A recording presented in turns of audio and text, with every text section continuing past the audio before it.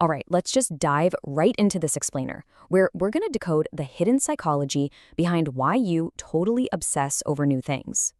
You know the drill, spending hours doing the research, buying absolutely all the premium gear, completely clearing your schedule, and then, seemingly out of nowhere, you just drop them a few weeks later. Seriously, have you ever completely thrown yourself into a brand new hobby? I mean, you spend hours intensely researching it, you maybe drop half a paycheck on the fanciest supplies, only to just completely lose interest 2 weeks later? It's incredibly frustrating, right? And your friends or family probably tease you about your endless phases. We've all got that closet full of untouched yarn or that premium camera equipment just sitting there gathering dust in the corner. Honestly, you might even secretly worry that you just lack discipline or commitment. But psychology actually reveals a completely different truth here. So let's start with section 1, the 2-week hobby obsession. Let's walk through the literal life cycle of a typical hobby, because I'm sure this is going to sound familiar. Day 1, you're in deep. You are doing intense research until 2 in the morning, totally convinced this is your new life's calling. By day 3, you're fully committed. You're ordering the premium supplies with expedited shipping because, let's be real, you just can't wait to get started. But then, by day 14, you utterly lose interest. The spark is just gone. I want to validate this emotional roller coaster for you right now. Dropping a hobby after a few weeks is not a sign that you're flaky or unmotivated. In fact, and this is wild, dropping a hobby is actually a powerful indicator of a highly intelligent, fast-processing mind. That's the fascinating truth we're exploring today. This incredibly frustrating habit of picking things up and putting them right back down, it's not a character flaw. It's actually a massive sign of cognitive strength. Your brain just operates differently. It genuinely hungers for complex problems to solve, and once it feels like it's grasped the core concept, it just doesn't see the value in sticking around. Which brings us to section 2, the dopamine of discovery.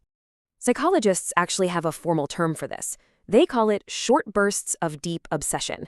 It happens when a highly intelligent individual randomly dives into a new topic with this intense, almost overwhelming focus. When a topic catches your eye, you don't just casually look into it, right? You go all in. You treat it like a giant puzzle that urgently needs solving. Your entire mental bandwidth gets completely consumed by learning the vocabulary, mastering the techniques, and really understanding the culture of this brand new world. And here's exactly how that mechanism works inside your head. Step 1, a target is identified. Something sparks your curiosity. Step 2, rapid learning triggers, and you start absorbing information like a sponge. And step 3, boom, your brain receives a massive dopamine reward. Because you have this incredibly strong curiosity system, the very act of rapid learning triggers a huge rush of feel-good chemicals. So no, you aren't being weird. Your highly active brain is simply feeding itself with the complex information that genuinely excites it. Moving right along to section 3, the rapid learning curve. It all really comes down to how fast your brain works. Highly intelligent minds process information incredibly quickly. In the beginning of a new hobby, there's this steep learning curve, and that keeps your brain highly engaged and completely absorbed.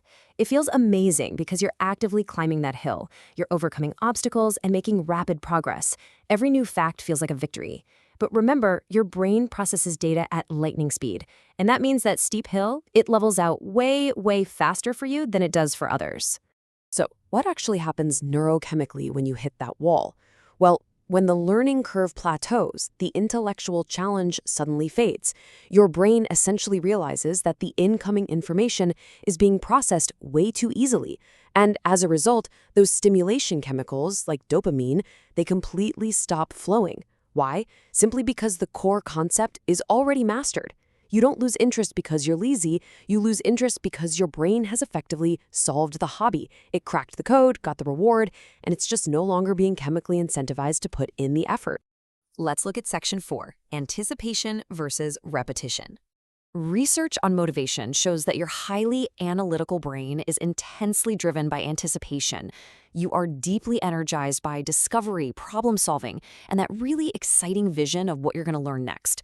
Contrast that with repetition. The very moment a hobby turns into a predictable, routine task, like, say, practicing the exact same guitar chord 50 times or knitting row after row of the exact same pattern, it literally feels mentally painful. You naturally disengage without even meaning to because the discovery phase is officially over. To stay actively engaged, your mind strictly requires 3 things: true complexity to untangle, a genuine cognitive challenge, and constant novelty. If you're just going through the motions, your brain checks out. Without these specific elements, your motivation just completely disappears. You start feeling restless, bored, and maybe even a little anxious, even when you're supposedly doing something relaxing. Your brain is essentially scanning the horizon, desperately looking for a new, complex problem to sink its teeth into.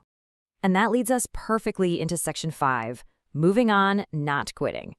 Society absolutely loves to forcefully label this behavior as quitting. But quitting implies that you gave up because it was too hard, or maybe you couldn't handle the pressure. Moving on, however, that is a completely different beast. Moving on is about extracting the needed value and mastering the lesson.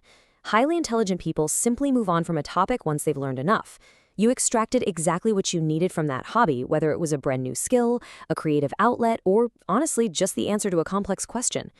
Your mind simply doesn't see the point in endless repetition once the core lesson has been mastered. It is hardwired to keep moving forward.